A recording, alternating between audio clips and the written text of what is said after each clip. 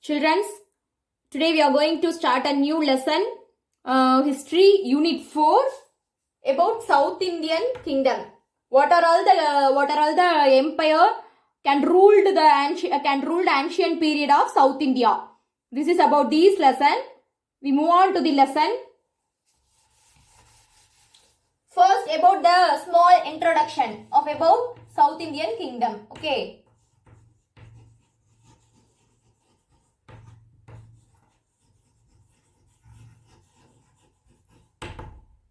Small introduction of South Indian Kingdom. Early period of 7th century. Early period of 7th century. There is some synchronizing. The Harshas region. Okay, there is some synchronizing with the Harshas region in north and south. There is some synchronizing of Harshas region in north and south. There were come under the power of Pallava kings. Okay, there were come under the ruling power of Pallava king. At that time, at that period, the capital for Pallava kings was called as Kanchipuram. Okay, the capital of Pallava dynasty was Kanchipuram. Next thing, their kingdom include the domains. The Pallava kingdom include the domains of Cholas and then Pandyas. Include the domains of Cholas and Pandyans. During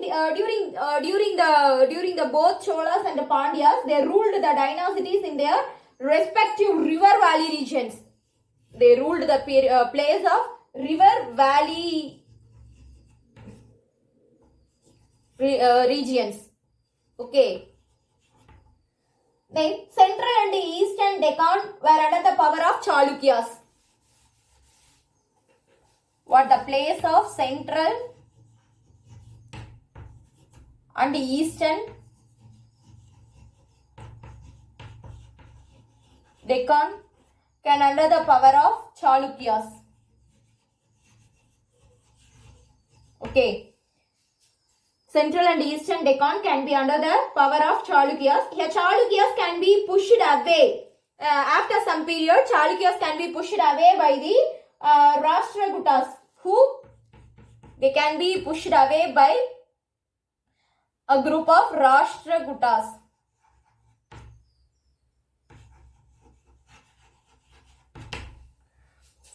There is no single ruling power. Okay, during those period, there is no single ruling power like Mayuryas or Guptas. Likewise, there is no any single ruling powers are there. This is about the small explanation about South Indian Kingdom. And then we move on to the Pallavas period. Okay.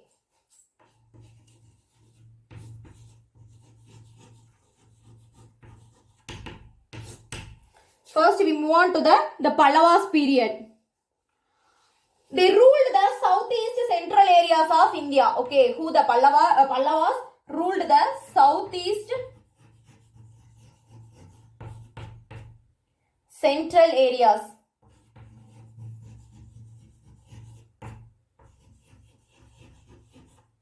Southeast central areas of India. In their Kanchipuram, we know the Pallavas dynasty had a capital of Kanchipuram. It is one of the notable thing. And also, during this period, Kanchipuram is famous place. Okay.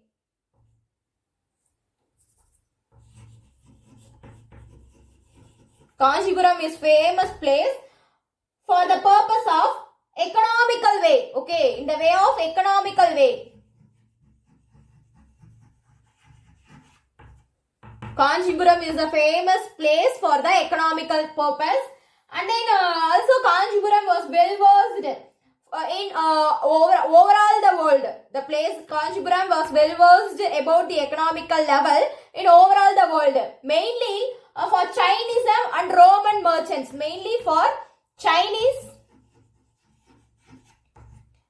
and Roman merchants. Okay. Children, did you understand? Kanchipuram is a famous place for economical purpose, and also it is the well-known place of overall India, mainly for the Chinese and Roman merchants. Kanchipuram is a famous economical spot.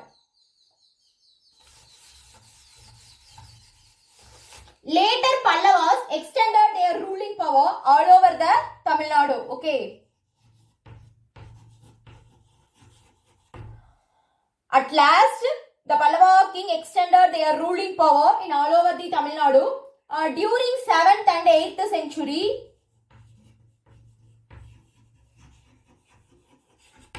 During 7th and 8th century, when the period of 8th and 7th century, 7th and 8th century, but Tondai Mandalam,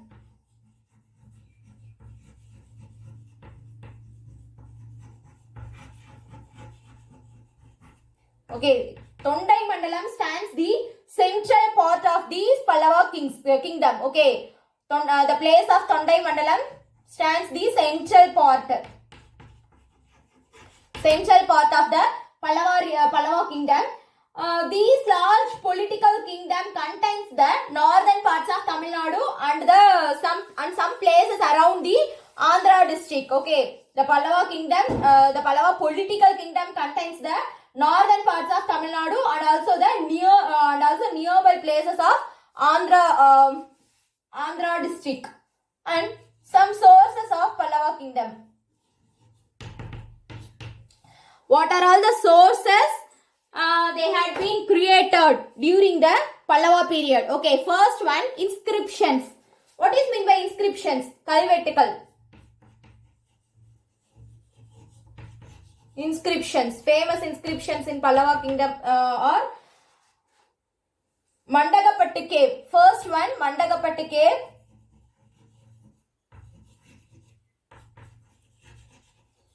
Mandagapattu cave, and then Aigol inscription of Pulikazhin II. Okay, Aigol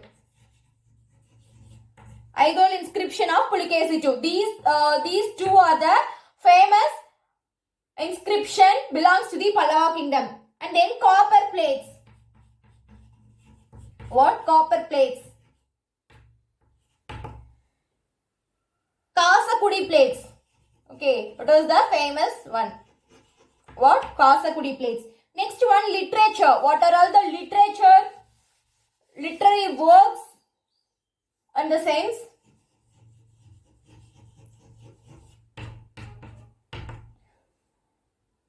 Okay, Mattavilasa Prahasana. Children, you go through these things in your book. Just I read it, Kana. Okay, wow. What are all the literature in the things? Mattavilasa Prahasana.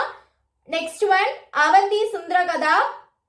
Next one, Kalingathu Bharani. You all know Kalingathu Bharani. Is it no? In your Tamil already you studied about these things. And then Periya Puranam. Next one, finally, Nandi Kalabhagam. These five are the most famous literature by Pallava kingdom. Okay, what are all these things? Mattavilasa Prahasana, and then Avanti Sundragada. Next one, Kalingathu Bharani, and then Periya Puranam. At last, Nandi Kalabhagam. These are about the literature. And then foreign notice. What? Accounts of Chinese traveler Yuan Shuang. This is about the foreign notice. These are the sources of Pallava kingdom. Okay. Next we move on to the Pallava genealogies. Okay. Next we move on to the Pallava's genealogy. Children, do you know the meaning of genealogy? What is meant by genealogy here? Genealogy in the sense Vamsavaligal. Okay. Vamsavali. Genealogy in the sense Vamsavaligal. Here we move on to the Pallava genealogy and also some of the prominent kings of Pallava. thing, early Pallavas are under the feudatories of Satavahanas. Okay. Early Pallava, the stage of early periods, they are under the feudatories of Satavahanas. Simha Vishnu. Who? The name of Simha Vishnu.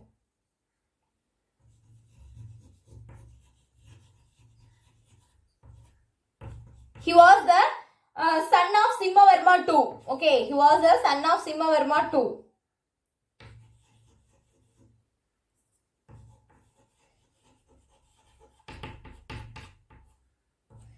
Simha Vishnu, he was the son of Simhavarma II. He destroyed the Kalabras and created a strong Pallava kingdom. Who? Simha Vishnu. Excuse me, sorry. He destroyed Simha Vishnu. He destroyed the Kalabras and created the strong Pallava kingdom. Also, he succeeded a great kings such as Cholas and Pandyas. Okay, not only he defeated the Kalabras and also he succeeded the Cholas and Pandyas in the southern side of India. Okay, he also defeated the Cholas and most famous kings Cholas and Pandyas in the south side of India. His son, who Simha Vishnu's son, named as Mahendravarman. Okay.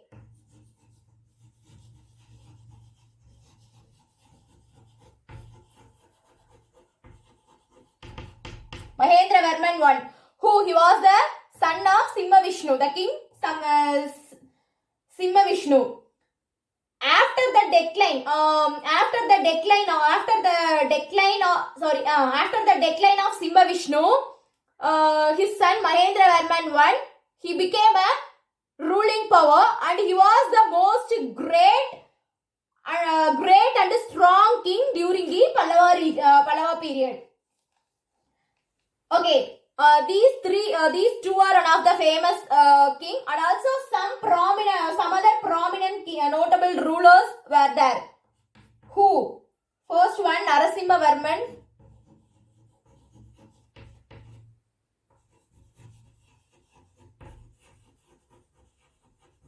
Narasimhavarman II. Then and also Narasimhavarman, he was also known as Rajasimha. Okay. And then Nandivarman.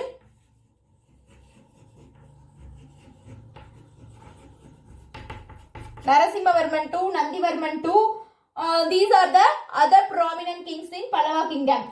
The last Pallava ruler was Abharajitan. Okay. The last ruler, the last king of Pallava kingdom was Abharajita. Okay. He was the last king of Pallava dynasty. Okay, we move on to the period of Mahendravarman I. Okay, we discuss about the period of Mahendravarman I. He contributed the Pallava kingdom during the year of 600 to 630. Okay. He followed the Jainism. At the starting, he followed the Jainism. He followed the Jainism. After at the last, he converted into the Saivam. Okay. Because why he converted into Saivism? There is one reason. Because of Saiva saint Appar. Okay. You all know the Appar, is it no? Tirunavukarasu. Okay. Because of the Saiva saint Appar, he was the Tirunavukarasu. He gave more supports for art and architecture. Mahendravarman I, he gave more supports for art and architectures. He introduced a new style of architecture, that is the Dravidian style. Okay. He introduced the new Dravidian style. He introduced the new Dravidian style of architecture. What is this Dravidian style? In the sense, it was referred as Mahendra style. Okay, children, it was referred as Mahendra style. This new Dravidian style can be referred as Mahendra style. Also, he wrote some plays.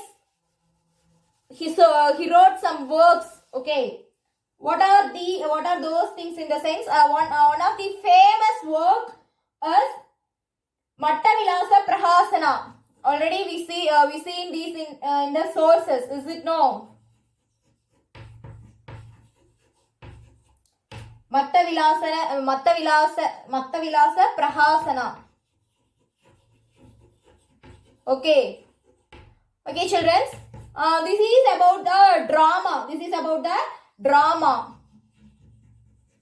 This is not a story or any life histories. This is about the drama. And it was written in the Sanskrit language.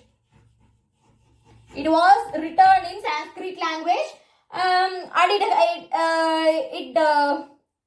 it explains about the denigrates. Okay, denigrates of Buddhism.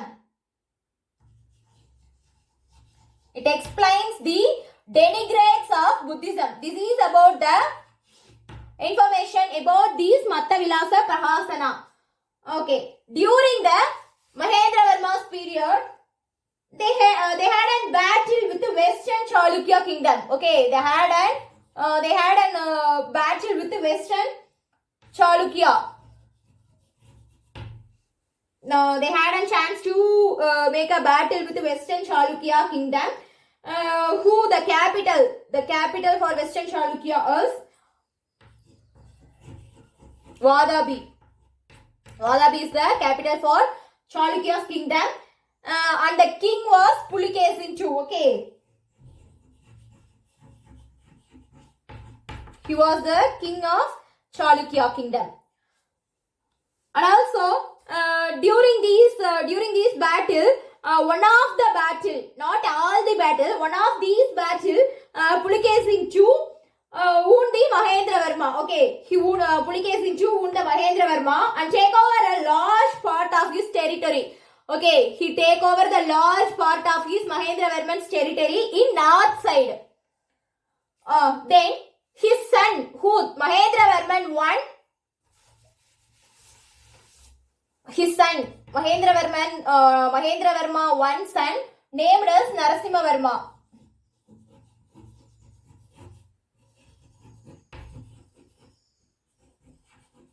Narasimhavarma I. Okay. He had an revenge. Okay, he had an revenge. At first, we saw the year. He ruled the year 630 to 668. Narasimhavarma I, he had an revenge.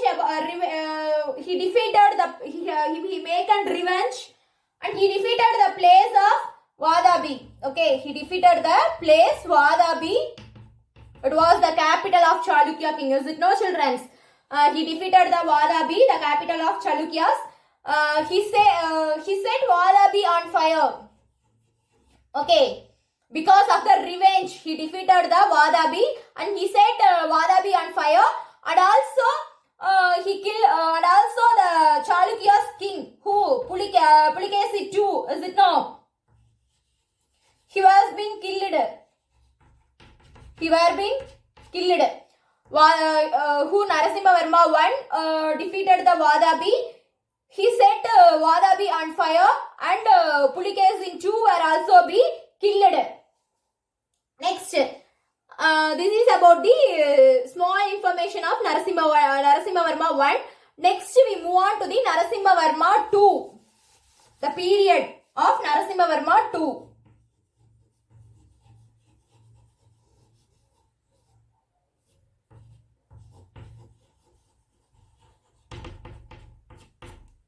The period of Narasimhavarma II. He was also known as Rajasimha. Okay, children. Narasimhavarma II, he was also known as Rajasimha. He was the great military strategist. Okay. Simply, he was known as great military man. He sent the ambassadors to China. He sent the ambassadors. What is meant by ambassadors? தூதர்கள். Okay, he sent the ambassadors to China, and also he welcomed, and also Narasimhavarma too, he welcomed the ambassadors from China. He sent the ambassadors to China, and also he welcomed the ambassadors from China. There is no political revenge. Okay, during the Narasimhavarma II period, there is no any political revenges are there. Okay,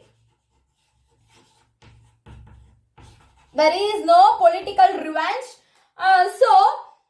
He had a chance to contribute herself towards the constructing a temple. Okay, because of no political revenge, he contribute himself, and also he concentrate to build the temple, to build the temples. One of the famous temples built by him, Kailasanatha temple. What? Kailasanatha temple in Kanchipuram.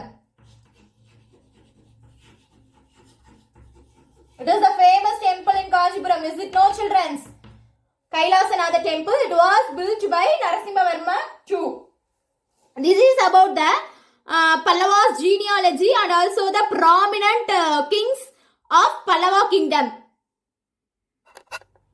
Children, this is the work for you. List out the names of prominent Pallava kings and then discuss about the kingdom of Mahendravarman I. How the period of Mahendravarma I can be ruled and happened. What are all the battles, wars can be happened in the Mahendravarman I. Thank you, children.